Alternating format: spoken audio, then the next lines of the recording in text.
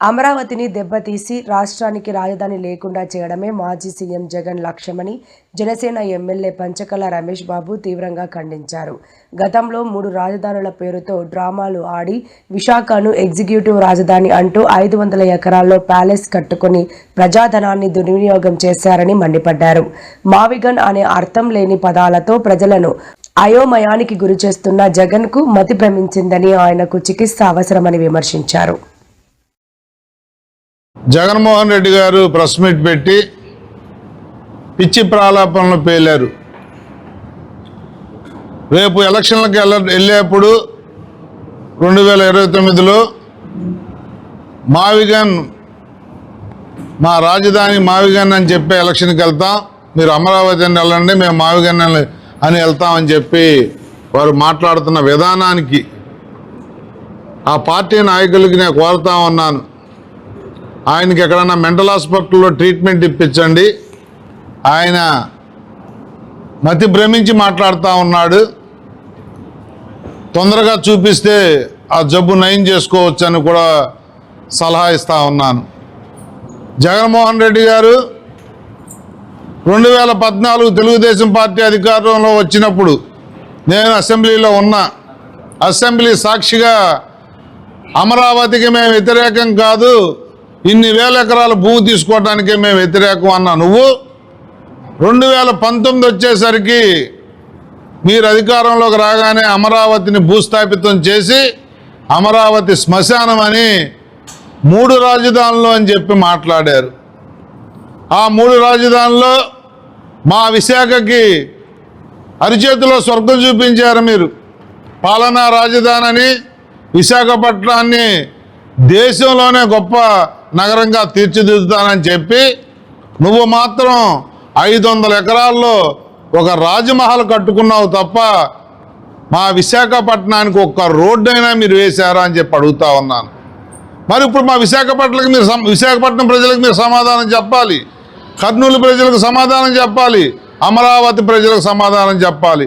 3 రాజధానులని పాలనా రాజధాని, శాసన రాజధాని అని చెప్పి రకరకాల మాటలు చెప్పిన మీరు ఇప్పుడు మావిగాని అంటున్నారంటే అధికారంలో ఉన్నప్పుడు ఒక మాట, అధికారం పోయినప్పుడు ఒక మాట, రకరకాలుగా 2 సంవత్సరాలకు ఒకసారి మాట మారుస్తున్న మిమ్మల్ని మరి పిచ్చెక్కింది అనకుండా ఏ మాట వాడాలో ఒకసారి చెప్పమని నేను కోరుతా ఉన్నాను. పిచ్చి ప్రాలాపనలు,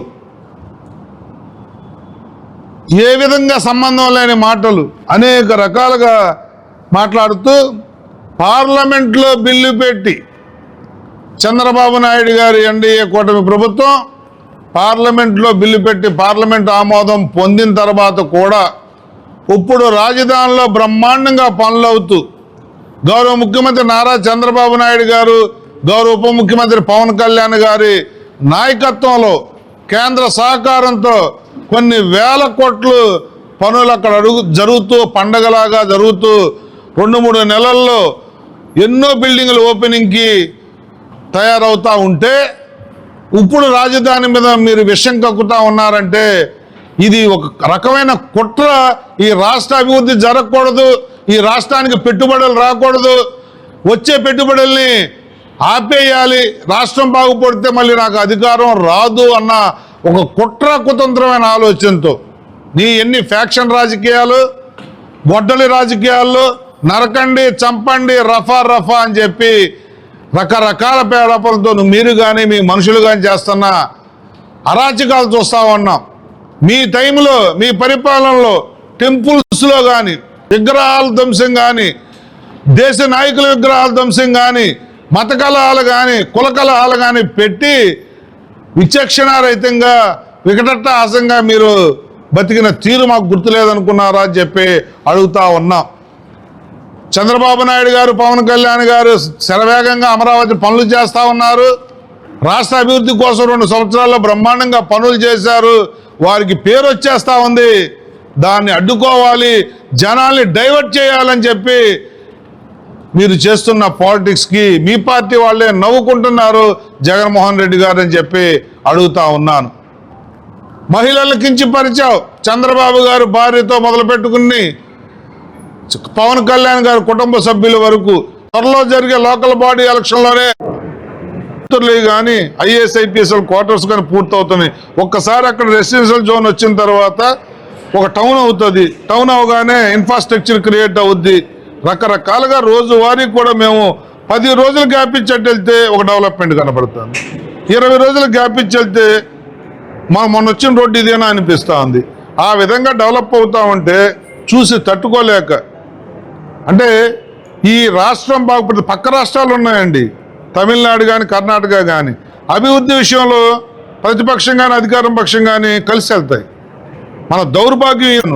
మళ్ళీ ఒక్క నిమిషంలో సర్దుకుని జగన్ గారు అన్నాను. ఎప్పుడన్నా పొరపాటు తెలియదు, ఉదయం నుంచి నా పనిలో నేను ఉన్నాను. అది తెలుసుకున్న తర్వాత మాట్లాడు.